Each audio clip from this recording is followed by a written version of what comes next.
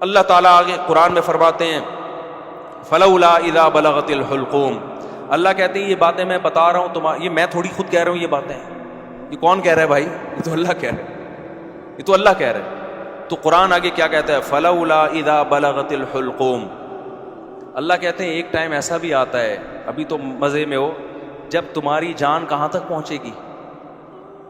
بولو نا، یہاں ہر آدمی پہ یہ ٹائم آتا ہے کہ نہیں آتا؟ ہچکیاں لے، یوٹیوب پہ دیکھ لو ویڈیو، بڑے بڑے پاورفل اور اب آخری ہچکیاں لے رہے ہوتے ہیں، کیسا ترس آتا ہے نا اس کے اوپر، ہچکیاں لے رہا ہوتا ہے آدمی، کوئی کلمہ پڑھ رہا ہوتا ہے، کسی کی آنکھیں پتھرا رہی ہوتی ہیں اور بڑی حسرت سے لوگوں کو دیکھ رہا ہوتا ہے۔ فلولا اذا بلغت الحلقوم وانتم حینئذ تنظرون، اللہ کہتے ہیں تم بڑے بڑے طاقتور لوگ اس کے قریب کھڑے ہو کر اس کو دیکھ رہے ہوتے ہو، ابھی اس کی روح نکلنے والی ہے، ترجعونہا ان کنتم صادقین، تم اس کی روح کو لوٹا دیا کرو، تمہارے پاس پیسہ بھی ہے، تمہارے پاس حکومت بھی ہے، تمہارے پاس امیزون میں تم نے بڑا بزنس بھی کیا ہوا ہے، اب کیا کیا؟ اگر تمہاری سائنسی ترقی بھی ہے تو تھوڑی دیر کے لیے کیا کر لو بھائی، اس کی روح کو کیا کر لو، تم بھی حسرت سے دیکھ رہے ہوتے ہو کہ ہمارا پیارا ہمارے سامنے دنیا سے جا رہا ہے۔ یہ تو تمہاری 2 ٹکے کی اوقات ہے، اللہ ہمیں ہماری اوقات بتا رہا ہے۔ میرا خیال ہے بات سمجھ میں آ نہیں رہی آپ لوگوں کو،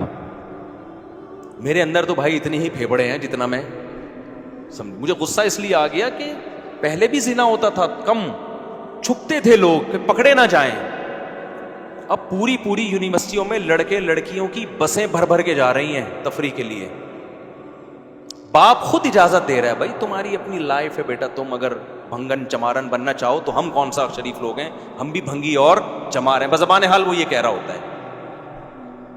سمجھ میں نہیں آ رہی؟ عزت دار آدمی کبھی اپنی لڑکی کو کسی غیر مرد کے ساتھ جانے نہیں دے گا، کہے گا میں مر جاؤں گا، دنیا کو کیا منہ دکھاؤں گا میں، لیکن اب اس کو پتا ہے دنیا کو میں منہ دکھاؤں گا، دنیا بھی میری تعریف کرے گی، بڑا لبرل قسم کا باپ ہے ماشاءاللہ، اپنی بیٹیوں پہ کوئی کسی قسم کا کنٹرول نہ ہے نہ رکھنا چاہتا ہے، ڈانس کر رہے ہیں اپنی بیٹیوں کے ساتھ، ناچ رہے ہیں اپنی بیٹیوں کے ساتھ، لائکس مل رہے ہیں ان کو، لوگ شیئر کر رہے ہیں ماشاءاللہ جی۔ جو باپ محافظ تھا بیٹی کو حیا سکھانے کا، وہی بیٹی کی حیا نکال رہے ہیں، براڈ مائنڈڈ باپ ہے۔ کپڑے اتارو بھائی اس کے لوگوں کے سامنے، بہت زیادہ براڈ مائنڈڈ، گورا کو تو چڑیاں پہن کے ان کی بیٹیاں ان کے باپ کے سامنے ناچتی ہیں، براڈ مائنڈڈ بننا ہے تو پھر پورا بنو نا، یہ منافقت کیسی ہے؟ اگر غلط ہے تو پھر، اگر گورا غلط ہے تو پھر یہ عمل بھی غلط ہے جو یہاں ہو رہا ہے، شادیوں میں ناچ رہی ہیں بہنیں بھائیوں کے ساتھ، تو ناچ گانے پہلے بھی ہوتے تھے، تھوڑا حیا تھی، تمیز تھی لوگوں میں کہ کس کے سامنے ناچنا ہے اور کس سے اپنے ناچ کو چھپانا ہے، لیکن اب کیا ہو رہا ہے؟ غیرت ختم، وہی بات ہے جب آخرت پر ایمان ختم ہوگا، جب اللہ کے سامنے جواب دینے کا خوف ہی ختم ہو گیا تو پھر جو چاہے کرتے پھرو۔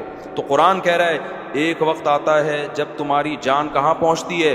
حلق میں، اور تم دیکھ رہے ہوتے ہو وَنَحْنُ أَقْرَبُ إِلَيْهِ مِنْكُمْ، اللہ کہتے ہیں جتنے تم اپنے عزیز کے قریب کھڑے ہوتے ہو نا حسرت سے، ہم تم سے بھی زیادہ اس کے قریب ہوتے ہیں اور اس کی کیفیات کو جانتے ہیں۔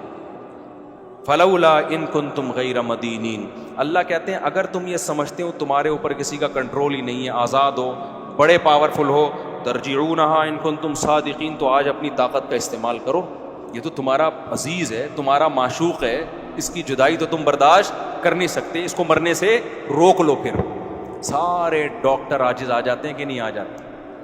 سارے ڈاکٹر کیا کہہ دیتے ہیں؟ بھائی ہمارے بس میں نہیں۔ میں آغا خان میں تھا، اچانک چیخوں کی آواز آئی نا،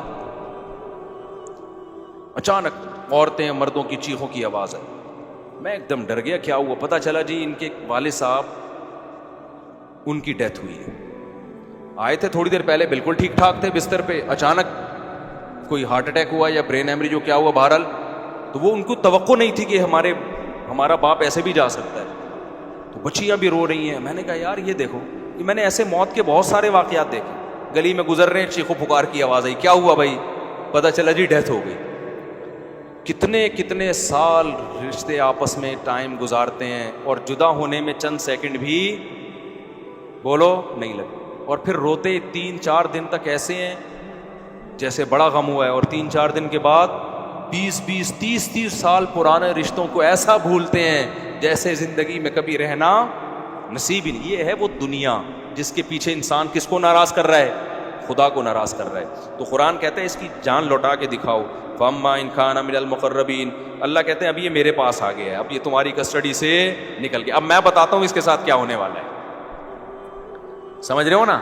اب اس کا خود اپنے اوپر بھی کنٹرول نہیں. اب تک تو یہ تمہارے ساتھ بہت کچھ کر رہا تھا, فلاں کو اوپر چڑھا دیا, فلاں کو گرا دیا, فلاں کو یہ کر دیا, فلاں کو یہ کر دیا, کسی کو گالی دے دی, کسی کو صدقہ خیرات کر دیا, اب تو یہ کر رہا تھا.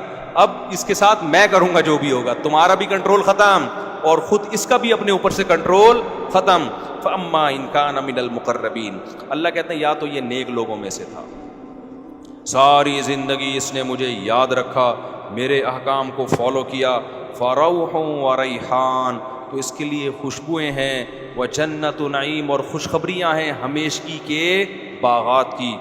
وَأَمَّا إِنْ كَانَ مِنْ أَصْحَابِ الْيَمِينَ, دائیں ہاتھ والوں میں سے تھا, فَسَلَامٌ لَكَ مِنْ أَصْحَابِ الْيَمِينَ, اللہ کی طرف سے اس کو سلامتیاں ملنا شروع. ایسے بہت سارے واقعات ہیں اہل اللہ کے کہ موت کے وقت انہوں نے فرشتوں کو دیکھا اور موت کے وقت وہ باتیں کرنے لگے کہ اللہ کی طرف سے ہمیں نیک فرشتے ہماری روح قبض کرنے کے لیے آئے. میں نے بھی ایسے واقعات سنائے ہیں آپ کو پہلے بیانات میں, بھی بہت وقت ہو گیا تو میں اس کو اسکپ کر رہا ہوں. بہت ایسے واقعات ہیں, شہداء کے بہت واقعات ہیں.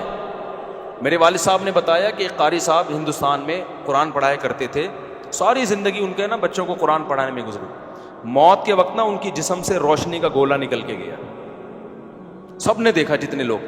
حضرت مولانا اشرف علی تھانوی رحمۃ اللہ علیہ, جن پر آج لوگ بڑے اوٹ پٹانگ قسم کے اعتراضات کرتے ہیں, ان کی جب ڈیتھ ہوئی ہے نا, تواتر سے جو ان کے قریب لوگ کھڑے ہوئے تھے, انہوں نے بتایا کہ ان کی 3 انگلیوں سے روشنی کی کرنیں نکل رہی تھی موت کے وقت, کیونکہ پوری زندگی نا ان 3 انگلیوں سے تصنیف کا کام کیا ہے. ان کی سینکڑوں تصانیف ہیں جن سے بہت, اگر مولانا اشرف علی تھانوی رحمۃ اللہ علیہ ہندوستان میں نہ ہوتے نا تو آج یوں کہا جائے نا کہ میں بھی شاید بدعتی ہوتا, تو یہ بات غلط نہیں ہوگی. ہندوستان میں جو بدعتوں کو روکنے میں سب سے بڑا کردار ہے وہ مولانا اشرف علی تھانوی رحمۃ اللہ علیہ کا, کیونکہ تصوف میں اتنا غلو ہو گیا تھا کہ 20 قسم کی بدعتیں شامل ہو, پیر پرستی اور تصوف, اس پہ ان کی بہت ساری کتابیں ہیں اور بہت کام کیا انہوں نے, کسی کی ملامت کی پرواہ نہیں کی. تو انتقال کے وقت کیا تھا, کرنیں نکل رہی تھیں. ان ایسے بہت ساری کرامتیں ہوتی ہیں.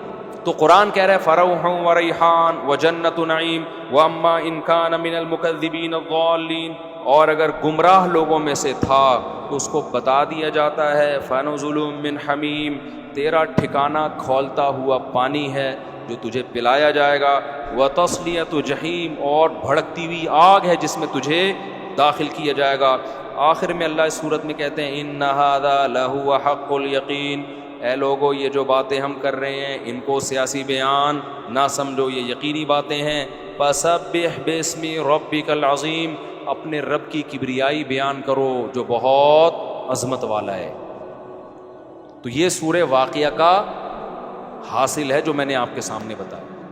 اللہ نے اپنی قدرت کو بیان کیا اور آخرت کی ہولناکیوں کو بیان کیا. تو بھائی طاق راتوں میں خاص طور پر جہاں اپنے لیے یہ کچھ مانگتے ہو نا, اللہ یہ دے دے, یہ دے دے, یہ دے دے, زیادہ حصہ دعاؤں کا جہنم کی پناہ اور جنت کی طلب میں لگایا. کچھ بھی نہیں ہے. قرآن میں جگہ جگہ نا ایک مضمون اللہ نے بہت زیادہ بیان کیا ہے کہ جب آخرت قائم ہوگی نا تو اللہ ان سے پوچھے گا کہ تم لوگ دنیا میں کتنا عرصہ رہے ہو. ابھی تو ہم سمجھتے ہیں نا ایکچولی اتنی لمبی عمر ہے, دنیا میں رہنا ہے, اتنی لمبی عمر. آخرت کے مقابلے میں یہ ایسے لگ رہی ہوگی 1 دن یا آدھا دن.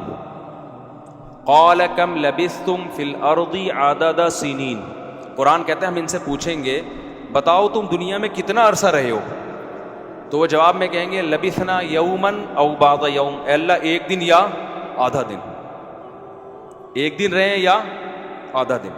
اور قرآن کہتا ہے کہ جب ان کو جہنم میں ڈالا جائے گا نا تو جہنم کے داروغہ ان سے کہیں گے الم تکن آیاتی تتلا علیکم, کیا اللہ کی آیات تم پر پڑھ کے نہیں سنائی جاتی تھی تمہیں, کسی نے اس آگ سے ڈرایا نہیں تھا تم کو,